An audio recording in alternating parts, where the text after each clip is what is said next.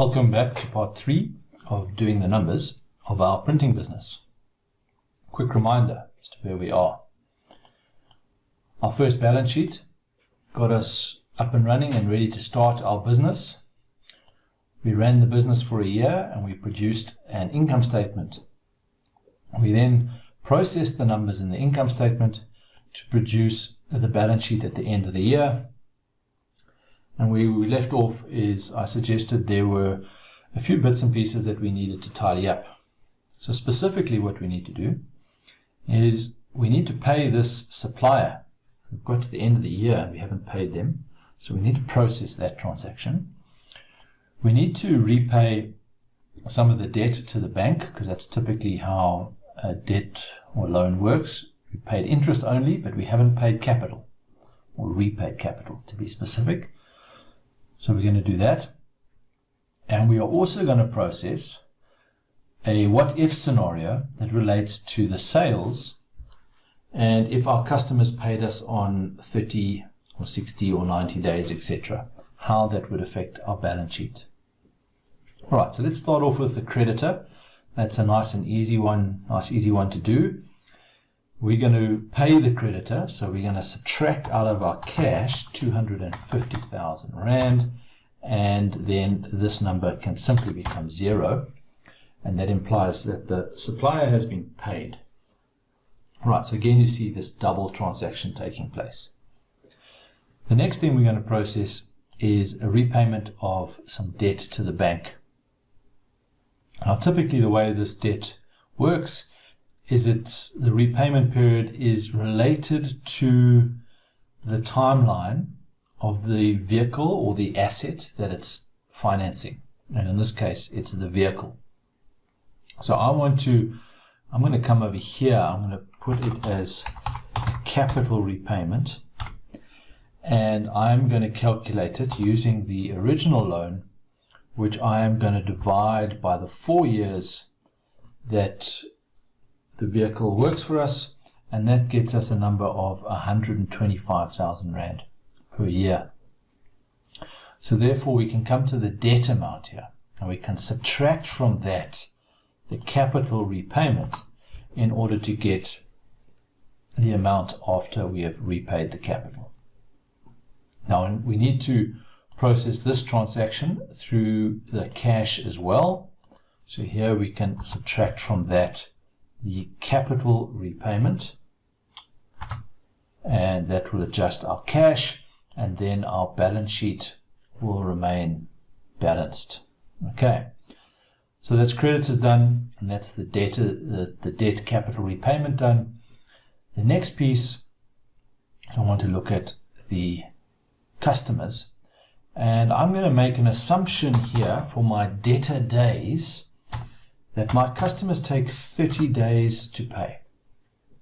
Our current assumption is that customers pay cash on delivery, which is effectively a debtor days of 0.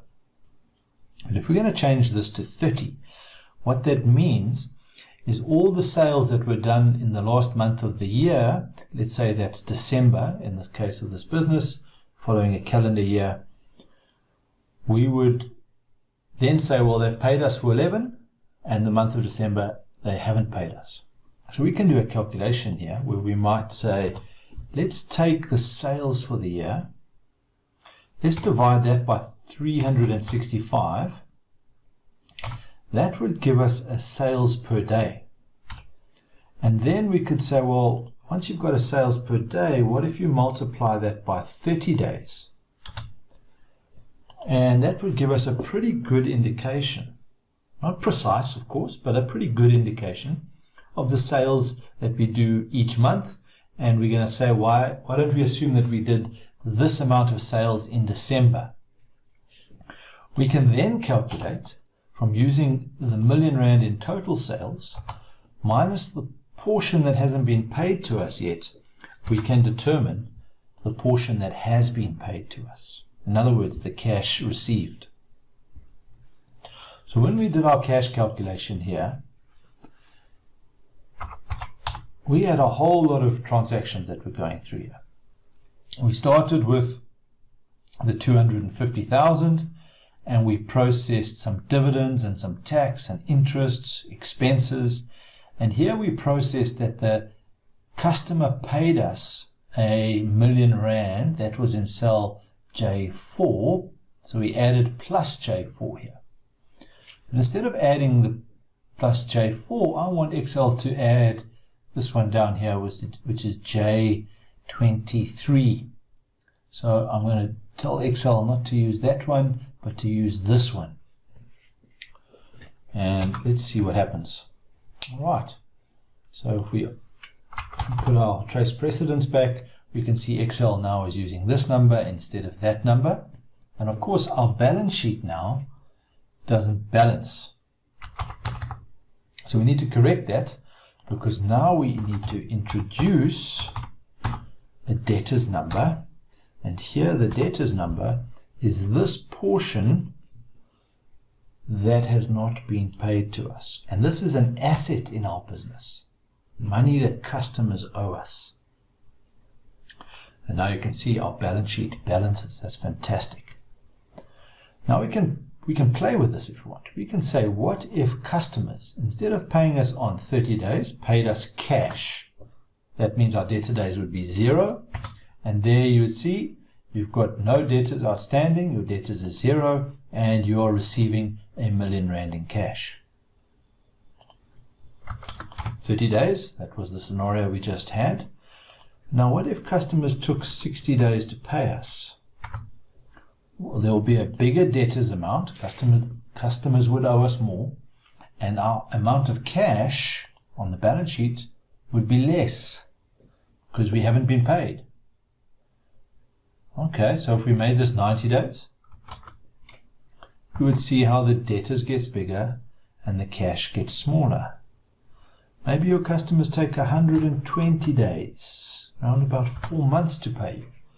And what you're noticing is how the debtors number gets larger and the cash number on the balance sheet gets smaller. You could find out. Let's add another 30 to that. That would put us at 150 days. At what point maybe does our cash go negative? 180 days, that's quite a long time. There's our cash is not quite negative, but maybe at 210 days our cash might turn negative. In other words, we'd run out of cash if our customers took that amount of time to pay us. But fortunately, we've got good customers that pay us on 30 days, and we can use that number.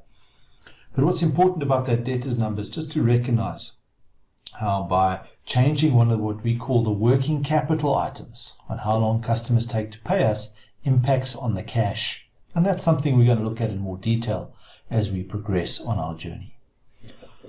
So we've completed our entire income statement balance sheet example of doing the numbers.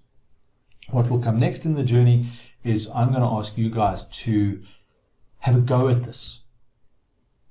To use an analogy, I'm going to say put your swimming cozies on and get in the water and start splashing around and learning how to swim and get going, because that is the only way that you can really come to terms with this. So we'll see you in the next video.